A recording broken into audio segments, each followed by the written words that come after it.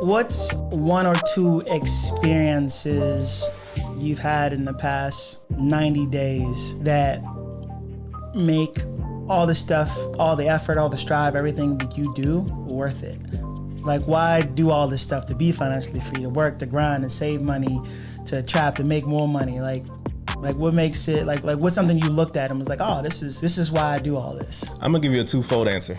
All right. Because one is a feeling of servitude and gratitude, right? And what do I mean by that? It was a good moment for me. Okay. Just to kind of give you a real use case, real life example. We did an episode on NFTs. You may or may not have watched it. If not, go back and watch it. I think it's episode 5. I posted the same graphic on my Instagram from the NFT I bought from Vive. Mm-hmm. And it was nothing more than a 12-second like, hey, this NFT that I purchased like 6 months ago is 7X. I'm excited. And I got a bunch of replies like, bro, I've been trying to, wrap my head around this NFT thing and I keep hearing so much about it. Like, when you get some time, can we set up a call so like you can explain to me what it is? And I replied to each and every person, said, I'll do you one better. Here's the video. And then the other one, how do you make money off NFTs? And the response to that from just those 7 people got me like, oh, this is good because people really need this stuff. You know what I'm saying? I just think it's like a regular conversation I'm having with my friend, but those 7 people are now subscribers. Shout out to all 7 of y'all. That to me was that rewarding feeling of something that happened in the past 90 days that gave me like a sense of purpose. Because I obviously start small, right? And the goal is to grow the audience and reach more people. But that gave me a sense of like the work that we're doing here matters, it's important, and at the very bare minimum, we're educating people. All right, a more selfish what happened to me in the past 90 days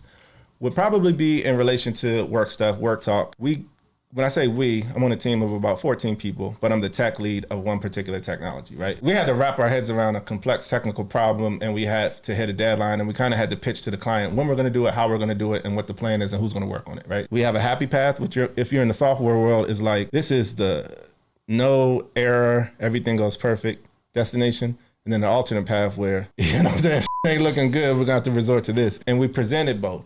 And the client kind of laid into us. I was a little bit like, basically preparing to deliver the bad news. Like, we're not going to get this done. And even if we can, we're not confident in our approach. But the last day before we had to do the presentation to tell them the 2 paths, which in my mind, the alternate path was going to be the one we had to tell them. We had a technological breakthrough where we figured we could leverage another tool, ran some test cases on it and said, boom, we've already proved it out. Monday when we talk to them, we're going to tell them we're going to do this. And that's what we did. And that's more like, it's work, it's my job, everybody has stuff like that. But it ties into this podcast because I feel like we had to be like resilient in our approach. Our mindset had to be like solution oriented and like, how do we get a path to get to this faster? So it's like, we're talking about how do I get to 1 million faster, 3 million, 10 million, 15 million? In this case, we're talking software. Like, how do we deliver this faster? Because there's some people who don't care about the tech. They don't care about the back end. They're like, I need this by April. Get it done. You're a contractor, right? Because I'm a contractor. But for me, it was more like, all right, in the past 90 days, we were presented a complex technical problem. We huddled on it. We all had like a get it done mindset. And then 2 days before we were supposed to deliver the plan, we had our breakthrough. And now we're living in that breakthrough. And I feel like we're crushing it and we're crushing everything that we said we're going to deliver. So for me, it's just a work example of something that I went through in the past 90 days, but I remember the mindset because I'm like talking on team calls and I feel like I'm like, hyping them up like a Varsity Blues head coach and being like, come on guys, we can do it. Even if we don't know how we're going to do it, we're going to do it. And I was kind of taking like the mindset that you and I talk about. Cause like, how like sometimes we'll be talking and we'll be having a up day. Yeah, right? It happens. Like your client or your whoever is just killing you. And then Keril called me at 4:30 and I pick up the phone sounding dejected. He's like, let's go. We shooting tonight. This happened. And it just lifts my whole spirit. And I feel like that carried over into one of the meetings I had. Me and you had just got off the phone. So I went from feeling all defeated and dejected to being like, oh, nah, we going to get this done. And then we had our breakthrough. So I don't know if there's a correlation, but I feel like the mindset, the attacker mindset, the happiness, the like fulfillment came from like outside source, i.e. you, our relationship in this podcast. And then it translated into success in a work environment. And that's why you kind of got to stay sharp and stay on your toes and stay around people that are going to keep you motivated, excited, and things like that. So that's just something that happened that I felt like would fit what we're talking about now. Yeah, I like that. Thanks for sharing. No doubt, man. How about you? So we're going to throw it right back at you. Give it to me. Past 90 days, something that a personal changer for you, a game change agent, something that, due to the podcast, you feel like happened in your personal life. Doesn't have to be work like mine. The first thing that comes to mind is my best friend had his 40th. Okay. And Cabo. So we went to Cabo and when we tore up. So we went to Cabo, we had a blast, man. We rented like a yacht. I never know whether to call it a yacht or a boat. Like, I don't know what size translates. No, there's an official number that makes it yacht. Makes it, you know what I'm saying? This is a boat person watching this. That's like, yo, what are y'all talking about? There's an official number that it goes from boat to yacht. Yo, I don't know how many feet it is. Look that up. Yeah. I think it's 80 or 40. I don't know. It's a number. Okay. So we gotta look that up. So I guess I call it a boat, but no, it was a yacht.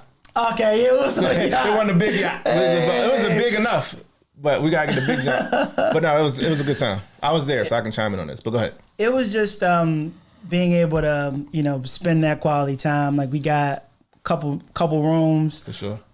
Took him to dinner at Nobu and another restaurant. I think Acre was super cool. It was just quality time with friends with no other worries like in the world. Like, that was just super dope. I was like, oh, like, this is why, if money is a tool, right? Then like, being philosophical about it. It's like, oh, like, I wouldn't want to do all this stuff at 60 when I retire. I want to have fun now. I want to go to, Mexico, blow a couple racks, eat great dinners, pop champagne, spend my day at the pool. Did all of that. Right? And then see the smile on Doty's face. For sure. And then, of course, like, him being a he is, he's like, oh, can you get a bigger boat? Like, listen, guy. Yeah, he did hit us with that. But that was just special to me. That tied into a lot of the stuff that we learned from, like, Jim Rohn, which was like, not only to have one area of life, but have all the pillars, like, right. Functioning or whatever, right? Like, because I ain't gonna lie, and I'm sorry to cut you off. I came back from that trip thinking we need to run it up so we can do this more often and not check our accounts when we get back. Right?